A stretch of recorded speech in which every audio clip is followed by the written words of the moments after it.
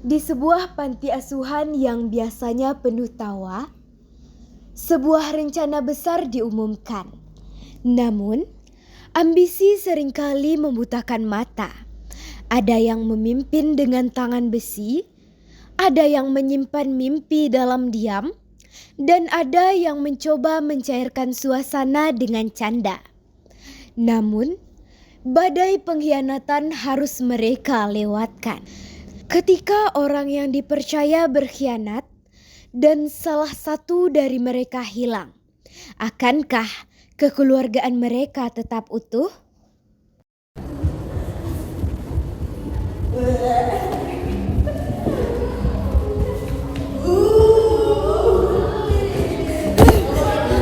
Kamu gak bisa ngejar aku.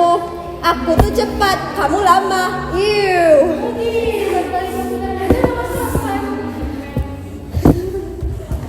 Awas Alfi, di depanmu ada.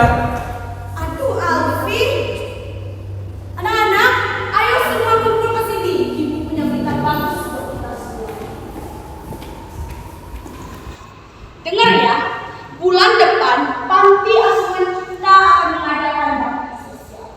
Nah, ini merupakan kesempatan besar bagi panti asuhan kita.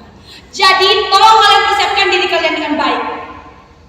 Iya, jangan ada yang sampai bikin malu. Terutama kalian yang suka bercanda nggak jelas. Kita tuh butuh donatur. Ya santai dong kau. Baru juga mau senang-senang kan bakti sosial masih lama. Jangan marah-marah dong, nanti cepat tua. Masih lama kan bukan berarti masih santai kan? Emang kamu mau nggak boleh teman kalian? Kita harus sempurna biar diadopsi. Alfa, Luna, jaga bicara kalian. Seharusnya kalian bertemu mereka. Bakti sosial ya. Semoga ada keluarga yang lihat kita dan bawa kita pulang. Ya, aku bisa bernyanyi. Semoga mereka suka dengan suara aku. Aku juga berharap begitu. Aku mau punya ayah yang bisa mengajari aku main bola. Ibu Zia, aku takut Pak Coyo, pengurus yang baru itu, dia sering menatap ke gudang makanan, terus aneh lagi. Ah, sudahlah Abel, kamu itu terlalu curigaan. Padahal selama ini yang sering kasih kamu permen Pak Coyo kan? Tapi permennya pahit, Ibu. Jangan terlalu berharap pada Pak Joyo. Aku setuju dengan Abel. Ada tidak beres ya kawan. Kita ini keluarga, harus kita saling dengar. Ya udah deh kalau gitu, aku ke belakang dulu ya cari Pak Coyo. Halah Lazi, jangan sok jadi pahlawan kamu. Urus aja kita rebutnya itu.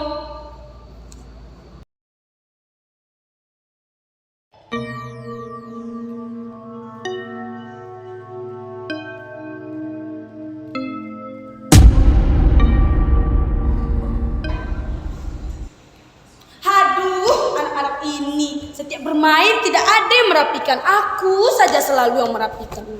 Bu Zia, gawat Bu. Pak Coy udah gak ada di kamarnya Bu. Barang-barang udah pada hilang. Aku udah cari kemana-mana tapi Pak Coy tetap gak ada Bu. Gawat Bu, aku baru saja mencek semua berangkas yang ada di rumah Pak Coyo, tapi isinya tuh kosong Bu. Pak Coyo tuh kabur Bu.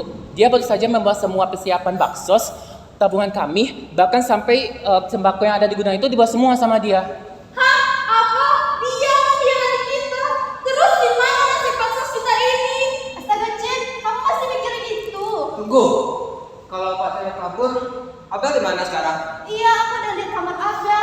Abel gak ada, bonekanya juga gak ada. Jangan-jangan Pak Coy yang bawa Abel kabur. Puas Ibu sekarang. Ini kan yang Ibu bilang orang baik. Ibu selalu bilang jangan curigaan, jangan suzon. Coba lihat sekarang, uang kita ludes. Dan yang paling parah, Abel hilang Bu. Ibu mau tanggung jawab pakai apa? Iya Bu Zia, Ibu selalu sibuk sama urusan manajemen dan proposal itu. Sampai Ibu buta sama kelakuan asisten Ibu sendiri. Abel udah pernah ngode kan Bu, dia ketakutan Bu. Tapi Ibu gak pernah peduli. Astaga Bu, Ibu gimana sih? Harusnya Ibu sebagai pemimpin lebih peka dong. Sekarang gimana? Bukan cuma panti doang yang miskin Bu, kita jadi takut juga.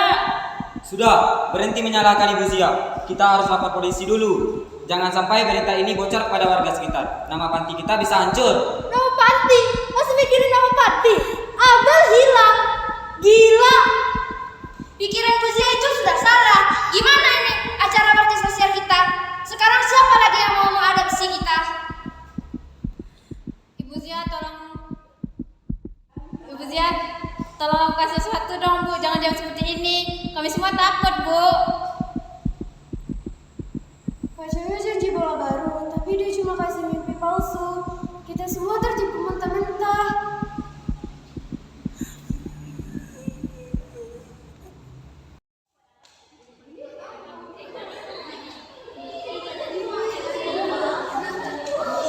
Anak-anak, Ibu juga tidak menyangka Pak Coyo itu sejahat itu. Ibu kira dia tulus untuk membantu kalian, tapi ternyata Ibu salah. Masa lalu itu biarlah menjadi urusan polisi. Sekarang waktu terus berjalan, bakti sosial itu harus tetap kita jalankan. Ibu sudah membagi kelompok kalian untuk mengurus bakti sosial tersebut. Kelompok Aira fokus di bagian dekorasi dan kelompok Keisha mengurus konsumsi. Sekarang ayo mulai kerjakan.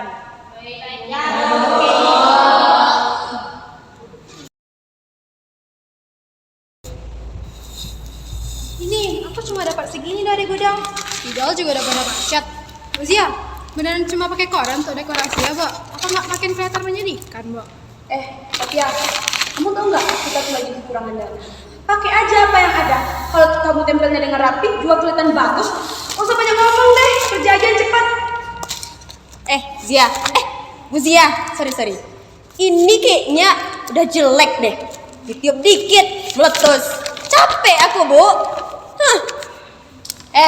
Alfi, kamu tahu nggak? Ibu tuh lagi pusing mikirin gimana bilang koordinator kalau kita kehilangan dana. Cuman perkara balon dipersulit. Kalau capeknya gantian.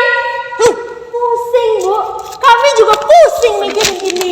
Ibu nggak mikir ya gimana dekorasi tambah bahan gitu, ha? Beraninya kamu bicara seperti itu. Kamu tahu yang melakukan ini buat siapa? Buat kalian. Biar nama panti kita nggak terlalu jelek di mata orang-orang. Kerjain aja sih. Ngapain sih? Anak bener sih, berasa paling bener aja. Iya, udah turutin aja. Lagi mau disinga tuh, daripada kena semprot lagi. Ayo dong, Odeh, Haya, bagusin gambarnya. Gambar apa ini jelek itu? Aduh Cipa, kamu dari tadi komentar terus sih. Tangan aku pegel tahu. Iya nih, mending kamu bantuin daripada kamu duduk-duduk doang begitu. Ih, nggak mau. Kiran, tolong cek garamnya ini dong. Kita harus memastikan bahwa makanan ini dibuat dengan penuh cinta, Kiran. Oke, tunggu ya, aku coba. Gimana, Kiran? Rasanya itu kayak kurang garam gitu nggak sih? Atau aku coba mencari bumbu-bumbu, tapi siapa ya yang mau motong-motong yang banyak ini? Tenang, urusan potong memotong serahkan padaku. Oke. Wah, teman-teman, aku bangga sama diri kalian. Lihatlah diri kalian ini. Hari ini kita bangkit karena belasan orang baik di sini. Bela itu wajar, tapi jangan jadikan cahaya di mata kalian itu padam. Oke, makasih ya. Makasih ya, Kenza.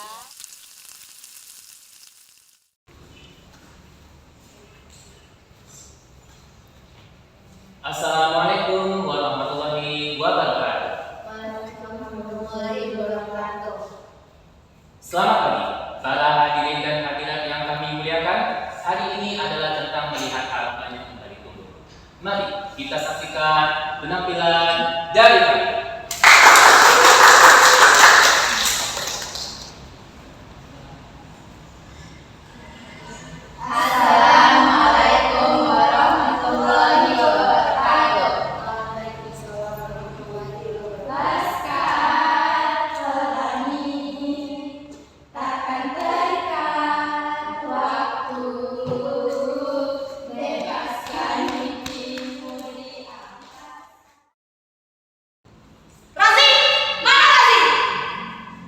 Ada apa, Bu? Razi, apa yang kamu lakukan? Gara-gara kamu, bakti sosial ini gagal. Kamu tahu kan ini harapan terakhir kita? Bukan ulahku, Bu, tapi ulah Pak Coyo. Lagi pula baksos kita ini hancur supaya orang-orang tahu kalau panti kita ini sudah gagal. Abel hilang dan kalian semua hanya peduli tentang nama panti, tentang baksos. Tapi mu juga harus pikirin perasaan kami, perasaan mereka. Mereka udah berusaha buat bakti sosial ini. Mu jangan egois dong. Pikirin juga yang lain. Katanya keluarga. Kamu kan jadi nyalahin orang lain. Kamu juga salah.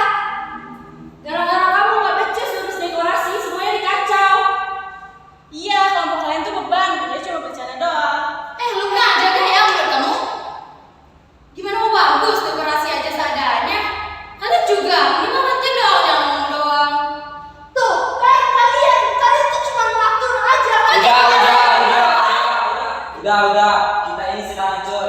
Jadi jangan buat dari dalam kita jadi hancur. 1 bulan berlalu. Polisi akhirnya menemukan Abel. Pak Coyo tertangkap. Abel kembali namun trauma masih menghantuinya. Di tengah luka itu, Pak Asraf datang membawa secercah harapan.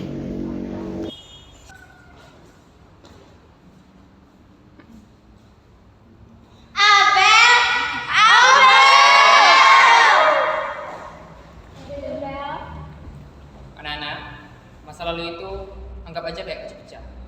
Gak usah dipikirin. Sekarang Abel udah balik lagi nih. Waktunya buat kita buat bangkitkan panti ini lagi. Maafin aku ya teman-teman, gara-gara aku gagal gantiin Pak Cahyo, uang kita jadi hilang. Bukan salahmu, Bel. Aku yang salah karena terlalu emosional. Teman-teman semua, aku minta maaf juga karena acara bakso kita jadi hancur total. Guzi, aku juga minta maaf. Aku nggak akan ngulangi kesalahan seperti itu lagi. Ya anak-anak, ibu juga minta maaf. Selama ini ibu hanya fokus kepada gengsi dan acara tanpa memperdulikan perasaan kalian semua. Sudah. Bulan depan kita kan ada bakso lagi nih. Sekarang bukan buat gaya-gayaan ya, tapi buat buktiin kalau kita itu beneran keluarga. Aku baru saja menghitung anggaran dan bantuan dari Pak Ashraf. Kita bisa tutupi kerugian kemarin, tapi jangan lagi ada ego ya. Betul, kita akan bagi kerja secara adil. Ibu Zia yang mengkoordinir, Razi yang memimpin musik, dan Abel yang memulai dengan puisinya. Setuju.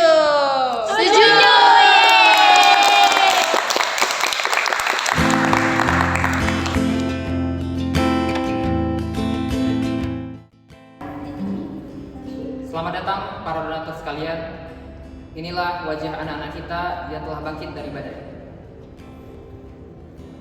Rumah bukan tentang atap yang megah, tetapi tentang hati yang saling mendekat.